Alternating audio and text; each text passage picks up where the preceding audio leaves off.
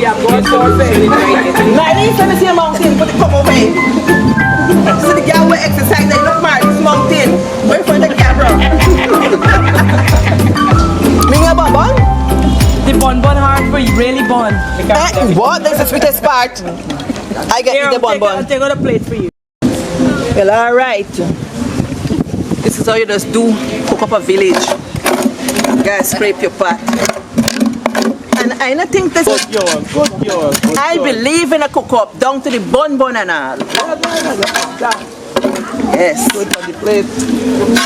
This is bonbon, eh? You like bonbon? Yes. Hello and welcome. What the story say?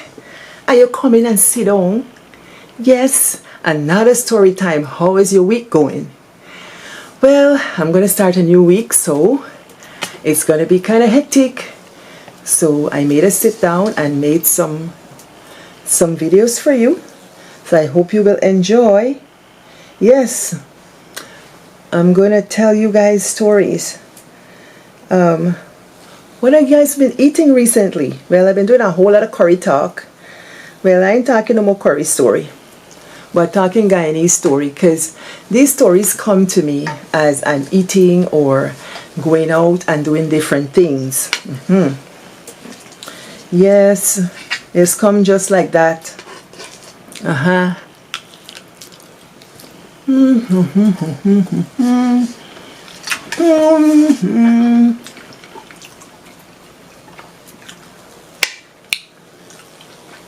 They say, only greedy man is eat and sing.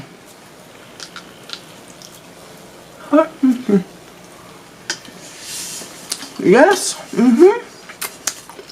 it's a pot. As a matter of fact, it's a pressure cooker. Still a pot. And I'm eating out of a pot.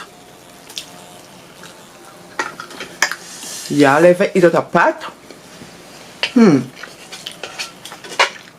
Then say rice a plate and rice a pot are two different rice.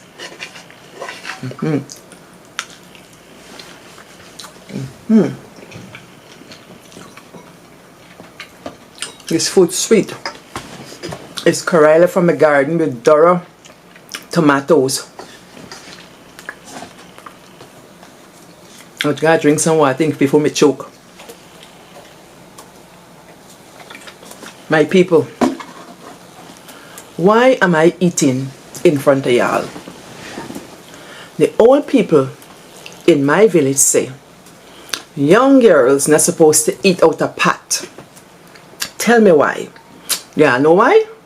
They say, if you eat out a pot, that's right. Rain go fall upon your wedding day. Well, this thought occurred to me. What are some of the things that are taboo in our culture that I didn't do at home, but I did abroad? If I were home, I would think twice about eating in this pot. This happened to me last week. I came home from work very tired and I had some food in a pot. And I thought, okay, heat up this food and then I'm going to put it on a plate. And I thought to myself, why are you putting it in a plate? You know, it was small enough that if I eat from the pot and I eat with this rice cooker spoon, it's two things I got to wash. But if I put it in the plate, I got the plate to wash, the spoon to dish out with, the spoon or fork I eating, and the pot. So I think eating out a pot is very economical. Y'all follow my drift? You agree with me?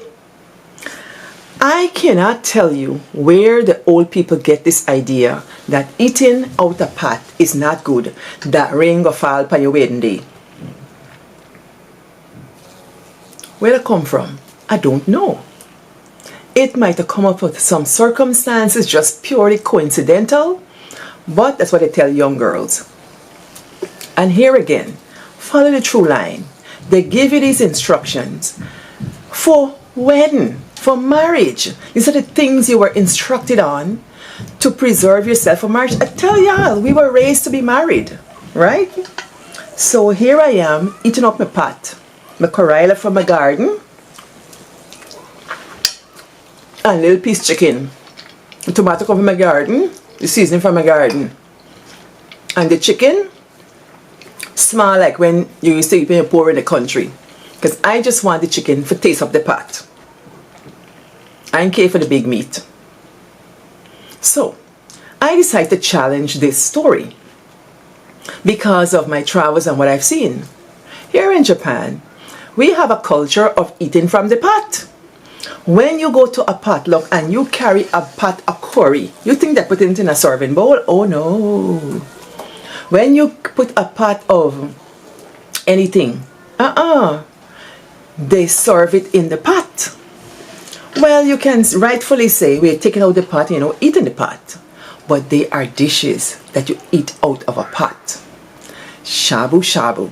I'm going to put a little video here. Last Sunday, my friend and I from Malawi, we had shabu shabu. It's a kind of a soup thing with meats and vegetables and stuff like that. We ate out of a cooking pot. We went to the restaurant. It's all you can eat for 90 minutes, but you cook it yourself. You pay your money and you eat out the pot. But she not married, so I guess rain go fall, but she wedding day. I don't know if they have that in the Malawian culture, but that is in Guyanese culture. If you ate out a pot, did rain fall your wedding day? Let me know. Alright.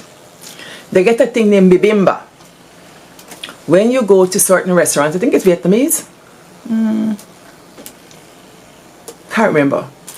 But Bimba might be Korean. Maybe Korean. Yes. You buy this food and it's a little pot, like a stone pot, cast iron, and it got rice and veggies and all kind of things you put inside, and it begins to cook, and you put it in the veggies and you eat it as you go. When the thing dry down and it gets some soup and stuff, they will come and give you a raw egg. You crack the raw egg inside and you cook it up. It starts simmering. Guess what? It turned to bone. I believe in a cook-up, down to the bun and all. And how you just get bun? Well, you got to scrape them out the pot. You got to scrape them, and then you eat them.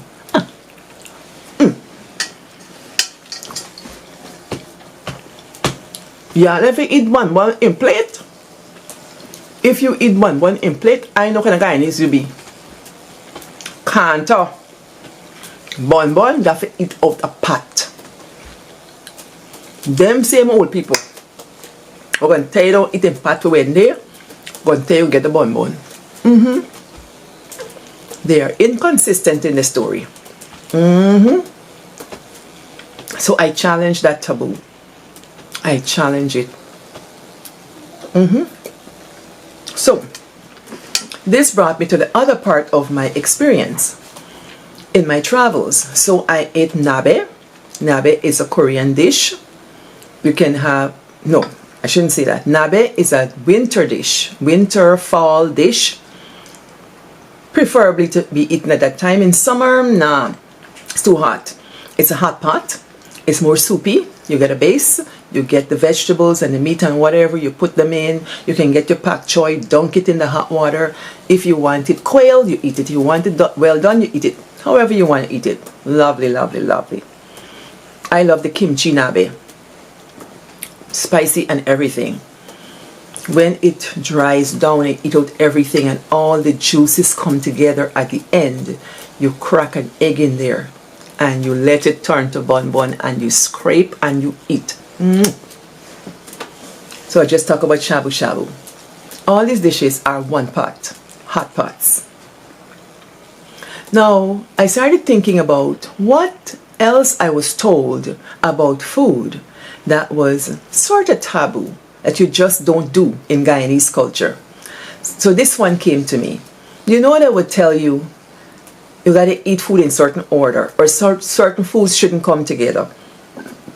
So here I was, the first time I left Guyana for a big trip across the world to the other side. I stopped in Hawaii. And in Hawaii, all these young people like myself who had been college students, we converged at this one destination, and we stayed there for a couple of days for orientation, getting to know one another. And it's the first time I had seen so many people from North America in one spot. And so I was observing their moves, their vibes, their cultural, demonstrations and things like that, whatever I could pick up about them. So the first day, it was breakfast, and they had the spread, the cereals, the Fruit Loops and the Kellogg's and whatever else, and they had milk cold, they had juices cold, orange juice, apple juice, whatever, another juice. They had pancakes, they had English muffins, eggs, different things, veggie meats and stuff like that. Bananas, they had fruits, bananas and apples, oranges and everything. So I am watching what people are going to get, because me, girl, for breakfast, I want hot tea. Even if it's just hot milk. But they ain't got no hot milk there. Nothing hot. Nothing to drink is hot. So I looking at these people to see what they're doing.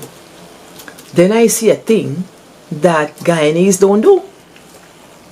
Guyanese, as far as I remember, and I know, we don't drink milk and drink sour at the same time, or eat sour. But I see them pour the milk for the cereal, eat up there. Then they're going to eat fruit, which is acidic. And then they're going to go and they're going to drink orange juice and apple juice. And I said, oh, my mama, is what wrong with them people this? Them people could get belly walk. Or then stomach will get upset. So I watching them and thinking, them people this not raised right. Nobody not tell them, mix them thing now. But nothing happened to them. I said, them the stomach must align it with asbestos. Or Teflon, so. Industrial strength stomach. Because me granny say, not drink milk and not eat tamarind. No, because you'll get upset stomach. I think in the old people's mind, because if you put tamarind drink inside of milk, it's gonna curdle, right? So they assume it's gonna curdle in your stomach. Maybe it does. Me no know. Hey, me name Dr. Beard, but me a paper doctor. Go ask them people who just look after people. Me no them kind of doctor da. So me no know. But so then say na to do. I believe that older people observe life and their children. Some children got stomachs that really get upset easily. And maybe it is a truism that sour and milk don't mix. But if that is so, what happened to the American people and the Canadian people? And them people from Eastern Europe, and so all of them who've been there, I do this thing. I said, I don't know what's wrong with them. Until I do the thing that I never did at home. Eat the cereal and all them thing, all them mix up. The juices, the this, the that, the that. And guess what? My stomach's strong. It never sour. So it's what they're telling we home. It's what really they're telling us. These taboos, they have different sides, I guess. They change, or people just adopt certain things based on their culture and their experiences. Is it still a Guyanese thing that you don't eat sour and milk and thing together? And when you go abroad and you try them, what did you think? Or don't you do that? You still maintain that? Some people may still maintain that, but me? Nah. Me, I eat anything, any order. Yes. I started to think of another occasion when I did the thing that I didn't do at home. Fish.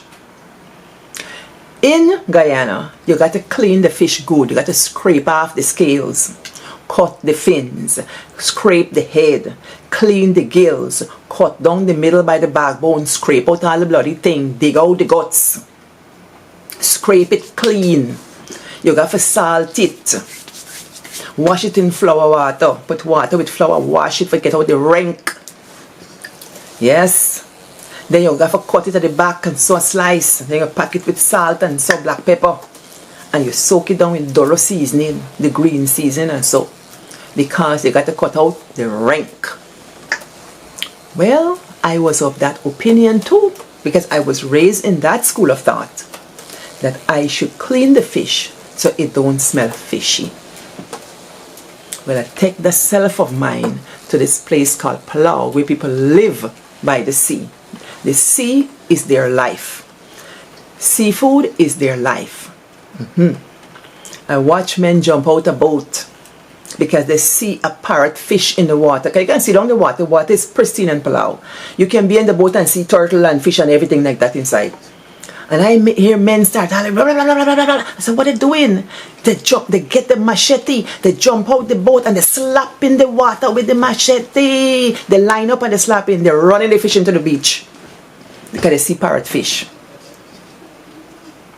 They say, even Sabbath, they're going to sin their soul. Because Saturday, Sabbath, you're not supposed to do no work. But you put a Palawan in a boat and see fish, Sabbath gone through the head. Then jump out, blacka, blacka, blacka, blacka, blacka. And then run the fish into the beach. Big parrotfish and so. So I was used to this fish out the ocean on the stove. The first time I see people take fish, put it in coconut leaf. Them a scrape it. Them a clean it one bit. All the slime they on it. They put it on the coconut leaf, young coconut leaf, light up the fire, and the fish cooking slowly. I saying to myself, oh, when them a clean this fish, them not either. Me say, me couldn't imagine what it for. Then I see they talking nice and they chopping up onions and boiled pepper and so on, and they put it in a little bowl with soy sauce and lemon and they make it there. The Chamorros call it finadeni. And they make a little bowl. And this fish come off. And this fish come off, it's very cooked in the skin and the gill and the guts. And then they plate out in front of everybody. They got several fish, you know. And them fish are them pia thing, big one. Big mahi, big wrasse, big parrotfish, big yellowtail tuna. Oh, please, you name it. And they lay it out there. So I watching them because, you know, I don't want to look like never see come to see. So I watch inside eye. And then they open the fish from the back of the fish. They peel the skin with the scales. The thing makes sense, you know. Why you going to scrape this fish because the skin going to stick on all over the grill and so, and by the leaf. So it makes sense for roast or steam the thing in the skin with the scale. I not agree with me? Yes. Even if I not agree, the Palawans just do that. And guess what? Me do that too. Yes. When you grow your Lord, so we take the skin, we wash them, they peel back the skin, so, and all the flesh at the back is there, nice and juicy and succulent. You take them 3 fingers this way, and you go in and you pull a chunk, so, and it's steaming. You can put it in your mouth and eat it out, tastes good. You're not gonna need salt. Or if you want, you put it in the finadeni thing, and you put it in your mouth. You palate light up. Me learn to eat fish. A fish na rank. Ina more fishy than fish. A fish da. But you see, I didn't get the message. And I might have said this elsewhere. You know, when you grow up a certain way, you think you can operate that way everywhere until you come to your senses and say, wait a minute. You don't always have to do it this way. It's not an abandonment of culture, but it's an enrichment of your cultural experience. So guess what? One day me get one fish. And me at the water side at the beach, I scrape the fish to hell and go. I scraping. Morning, your brings come up to me. Your brings say, Pauline. I mean, Palawans don't say P, they say B. Pauline, what you doing? I said, cleaning the fish. He said, what you mean clean the fish? I scraping out the scale and so. He said, why you doing that? I said, well, I got to scrape it so, and then I think about the word rank. I said, you know what rank mean? So it's not going to smell fishy. He said, well, you want fish to smell like chicken? Light bulb. I'm like, what are you doing? You know? And I learned to think about how I position myself and my culture in other cultures. What can I learn? How can I grow? What can I adapt if I want to? People, yeah, talking thing. Let me know in the comments what you did at home or what didn't you do at home that you do abroad. So let me go back with my thing. Mother Adams might tell she granddaughter, don't eat out a pot, but she self there and wipe up the thing so.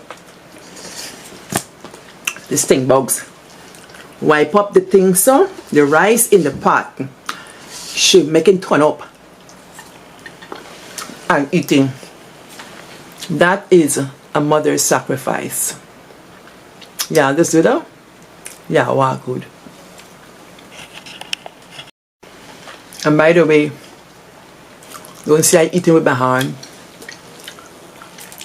Chef curry just eat with hand. Banku and peanut soup I eat with hand. Fufu and swallow Africa eat with hand. Yeah. Egusi soup and fufu let's eat with hand. Roti and curry let's eat with hand. Me pat can eat with hand. Iowa good. Don't forget, like, follow, subscribe. Thank you very much.